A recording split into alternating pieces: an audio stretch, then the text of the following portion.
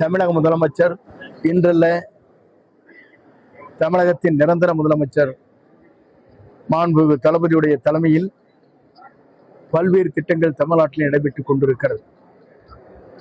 நேற்றைய தினம் அமைச்சரவை கூட்டத்தில் விரிவாக ஒவ்வொரு துறையின் சார்பாக 5 ஆண்டுகளில் என்னென்ன வளர்ச்சிப் பணிகளை நாம் மேற்கொள்ள வேண்டும் என்பதற்கு ஆய்வுப் பணிகள் மேற்கொண்டு என்னென்ன பணிகளை மேற்கொள்ள வேண்டும் என்ற புள்ளி விவரங்களை இங்கே கொடுக்கப்பட்டிருக்கிறது.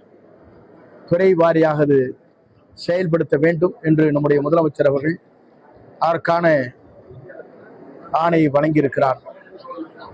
இன்று நம்முடைய கோபிச்செட்டிப்பாளையம் சட்டமன்ற தொகுதியில் காலையில் நம்முடைய விநாயகர் ஆலயத்திலே தரிசனம் செய்துவிட்டு நம்முடைய சாரதா மெட்ரிக் மேல்நிலைப் பள்ளியில் அதுவும் மரநடும் விழா இன்றைக்கு நடைபெற்றுக் கொண்டிருக்கிறது.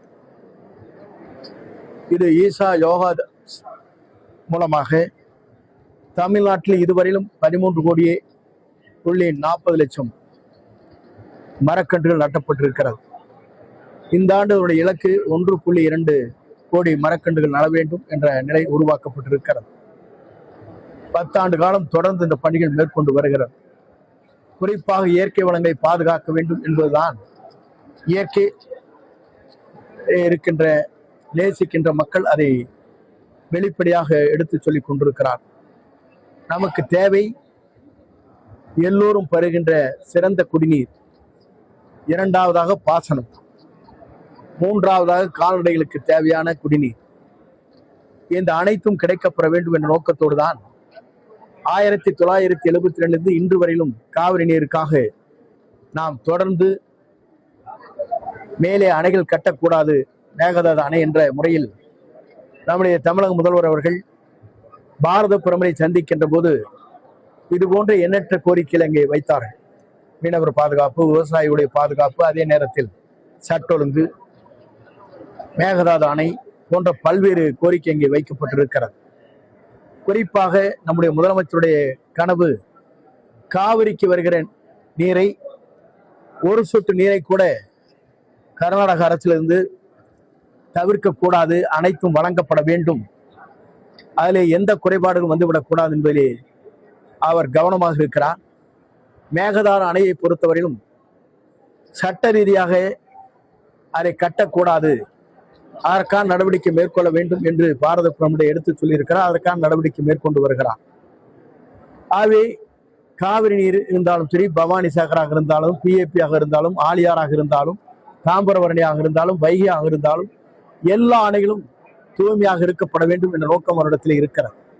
சாக்கடை நீர்கள் அங்கே எங்கெங்கே வருகிறதோ அதற்கான நடவடிக்கை விரைந்து எடுத்து உரிய தண்ணீர், சுத்திகரிக்கப்பட்ட தண்ணீர் இங்கே வருகிற போது சாக்கடை நீர் எங்கும் கலந்துவிடக் கூடாது என்பதிலே கவனமாக இருக்கிறார். ஏனென்று சொன்னால் இன்றைக்கு 15 ரூபாய் கொடுத்து ஒரு பாட்டில் தண்ணீரை எடுத்து செல்வதை காட்டிலும் எந்த இடத்தில் வேண்டுமானாலும் டேப்பை திருப்பினால் அந்த சுகாதாரமான தண்ணி கிடைக்கப்பட வேண்டும் என்பதுதான் அவருடைய லட்சிய பயணமாக இருக்கிறது. அந்த பயணத்தை பொறுத்தவரையிலும் தமிழ்நாடு வெற்றிகரமாக நிறைவேற்றிக்கிற ஒரு முதலமைச்சராக விளங்கி கொண்டிருக்கிறார் என்பதை இந்த நேரத்தில் தெரிவித்துக் கொள்கிறேன்.